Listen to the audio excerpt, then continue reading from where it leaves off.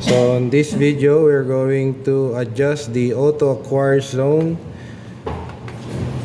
So in order for us to show the auto acquire on the upper right corner box, you can see the auto acquire button. Press, so it will show the guard zone. So to adjust, at the middle right corner, you can see the auto track zone. So this one is for forward.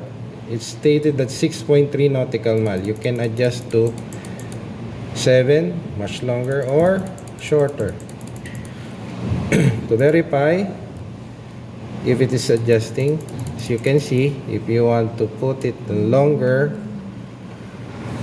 guard zone forward, you can adjust the forward, and if you want to extend the starboard, you can extend the starboard. So now there is an alarm going on the upper left, so just click it in order for you to acknowledge the target.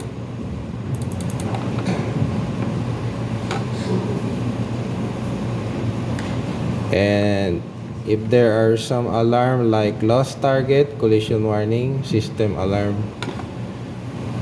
just click the alarm in order for you to acknowledge.